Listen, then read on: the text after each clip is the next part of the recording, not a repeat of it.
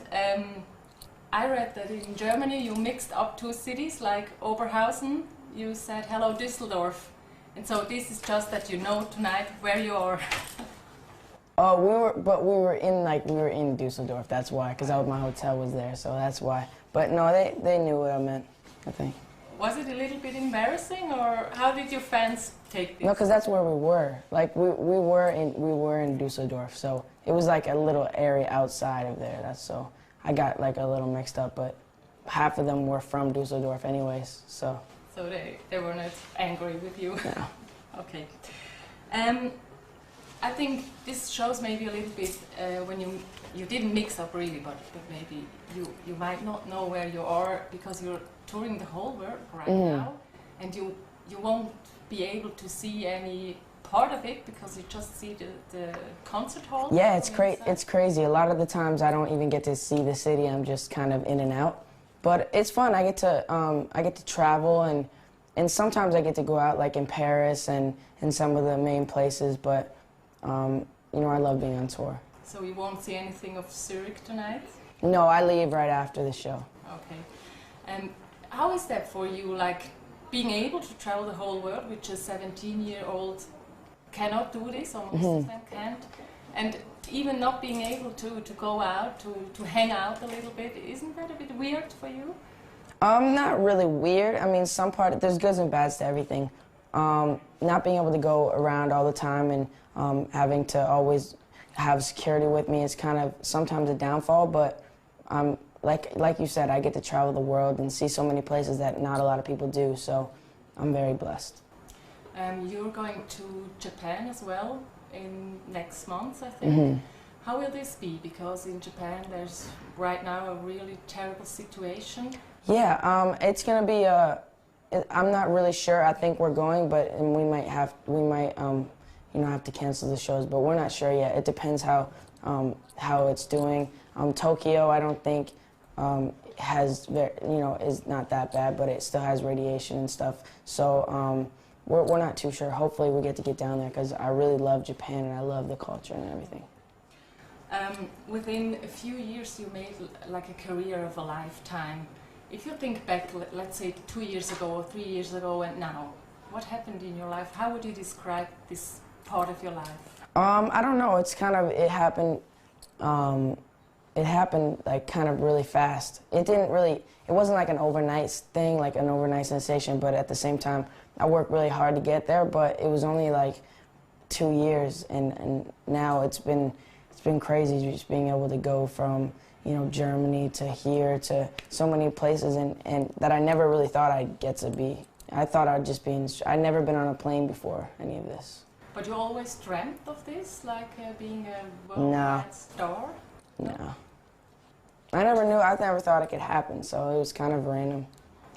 There are these videos on YouTube. We can see you in Stratford on the streets like a street artist. When you were there and maybe were dreaming of being a musician, a professional musician, did you ever think that you could land here where you are now? No, like I said before, I never really thought anything could happen. I never really dreamed of being a professional musician. It was something I like to do in my spare time, something I like to I just love to play instruments, I love to sing, and that was just something I like to do. It wasn't something I thought I could do professionally. So it's really crazy to think that it's only been 3 years since, you know, since I moved to Atlanta. Why do you think it happened to you? I think everything happens for a reason. I think God picks certain people, and He blesses certain people with different talents and different things. And you know, I just have to remember what I'm here for, and that He put me in this position, and so yeah. Your mother is, I guess, your biggest fan, and you're a big supporter of you. She's, I don't know if she's here, but she's most of the time she's with you. When she's still your mother's, you're 17, and she sometimes must say something or give you orders or something. Is she still the boss? Or yeah. Does it change a little? No, nothing changes. It's not like my mom doesn't become my mom after I'm famous. It's just like my mom's still gonna be my mom, and she's still gonna discipline me the way she needs to. You know, I'm also growing up too, so she's giving me more.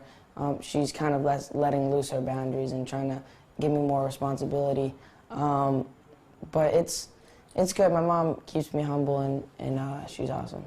How can she be sure that you have success in a very young age, and this sometimes can be dangerous for yeah, you don't know how it comes out. So can she be sure that you will go a good I think, way? no, really, what I think is that people get into bad things no matter what you do, whether you're in the music business or whether you're not.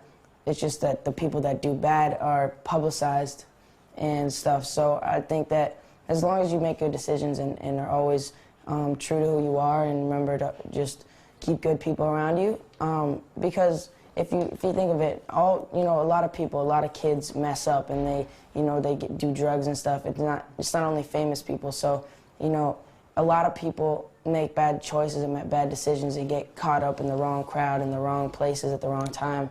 And I think it's about just surrounding yourself with people you can trust, and always just remembering to stay true to who you are. We talked to the fans outside a little bit for this interview, and it's incredible what these girls are saying and thinking of you, and the picture they have of you. What do you think? How much has this picture to do with the real Justin Bieber? I think my fans are amazing. They've been amazing since day one. I think that I think it's great that I just am able to have such a close relationship with them. Over the internet, having Twitter and Facebook, and being able to interact with them. I think that's what makes a big difference between, say, this day and age and like 20 years ago, because they didn't even have Twitter. They didn't have anything to really interact with the fans, and now the fans feel like they're really a part of me, and that's important. You mean that makes you more human to these girls out there? I think not only that. I think that it makes them feel like they can relate to me in a way. They make me. I guess it makes me feel like I'm one of them, and I am. I think all the celebrities are. They're all regular people. It's just that people don't see that, and it's cool that I'm able to portray that over the internet. Okay, then there was one question outside there. What is he going to do when his voice breaks? Mm-hmm. So, it didn't happen, I guess. What do you mean? Your voice, when it breaks, it gets deeper? I think that's a funny phrase, because your voice doesn't really break. Oh, sorry. I don't express myself. No, it's okay. No, people say that. No, even in America, people say, "When's your voice gonna break?" People's voice always change. It's just anatomy. That's what happens. That's in the human body, male and female, your voice gets lower, and mine's changing. And I think that it's happening gradually, and I have a great vocal coach who's helping me through. It's nothing. It's not a big deal. It won't be a problem. No. That you sound different after that.